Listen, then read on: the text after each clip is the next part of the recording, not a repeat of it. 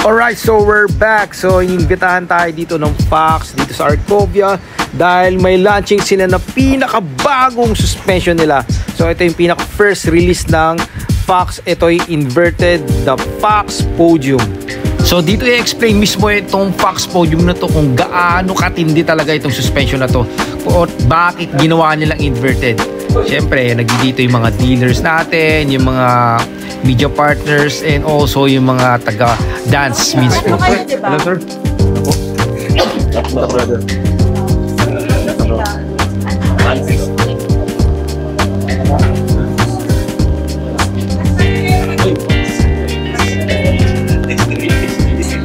Siyempre, kasama ko dito si Pame, text yung binigay ng Fox na shirt. I want to acknowledge those who took the time to come here despite the hump day traffic.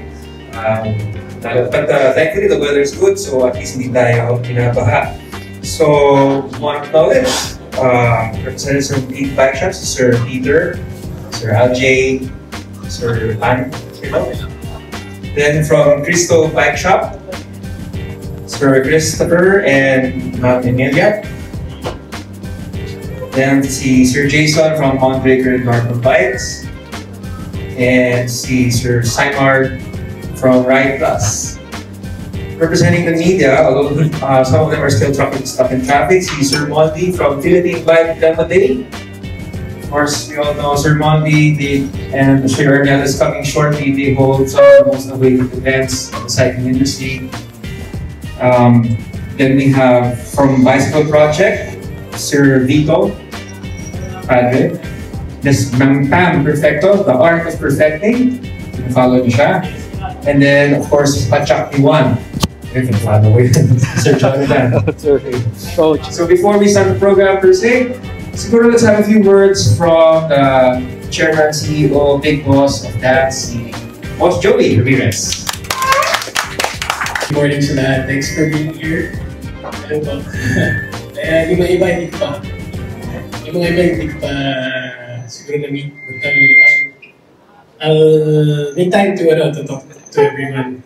Hopefully their businesses are good. And weathering naman tayo lahat sa siguro may downturn tapos hopefully recovery na. We're in for a good month. We have a new fork, of course. We represent na namin today. And siguro what's good about this category is I think medyo established versus the trail and the XC category. So there's some growth.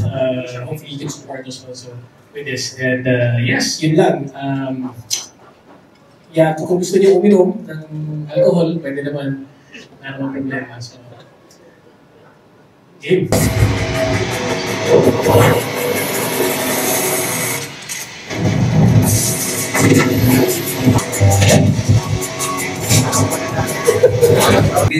Ay, abay, sakto. Mabul pa si Anliao. Dumating na. Trails and very demanding riders. So to present the technical aspects of the four.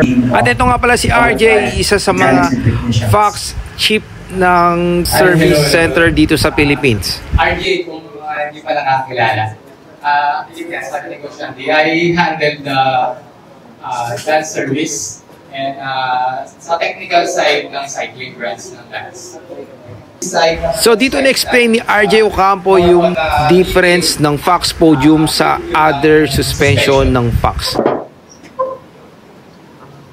Ang ganda kasi mismo sa Podium is mas stiffer siya at the same time it's inspired by enduro suspension talaga ng mga pang motocross. Siyempre sa massive bushing overlap compared to lower category. Isa rin guys, advantage mismo ng Fox Podium is naka DH axle na siya. Yes guys, naka 20 by 110 na siya. So di siya katulad ng Fox 38 na 15 by 110. Ito naka 20. As in parang same talaga ng Fox 40. What World Cup Enduro riders tend to prioritize all-out descending performance about weight savings. This is evident from choice of to run the Kaya mas maganda mismo yung podium compare mo sa traditional na suspension is dahil upside down siya, yung oil niya is mas maganda, yung gravity niyan tinutulak pababa. So mas smooth talaga yung suspension compare mo sa traditional na nasa taas mismo yung stanchion niya.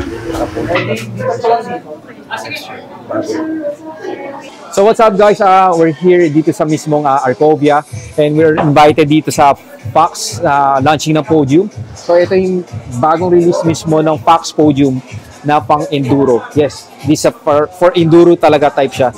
Ito yung parang na Fox 38. Ito naman yung nirelease naman na parang inverted type naman na Fox 38. Kashima niya, nakita mo, unlike before yung mga traditional na mga suspension nasa upper part, diba?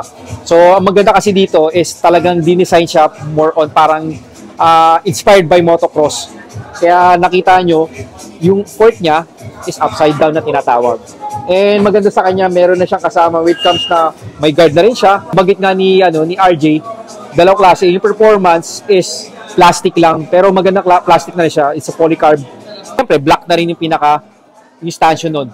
Yung pinaka-performance series. And then, nakita nyo dito yung rebound adjustment niya. Yan, dito. And sa other side naman yung pinaka-air na pinaka-damper niya. And almost ang weight, medyo may kabigatan rin siya guys eh. So hindi siya basta-basta. And by the way guys, ito nga pala is 20 by 110. So hindi siya compatible within 15. So parang pinaka-lower leg na bagit nga rin ni RJ is parang katulad ng Fox 40. So once na nasira siya, replaceable siya, madali lang palitan agad. So Fox 40 na agad yung pinaka-lower leg, madali mo lang palitan.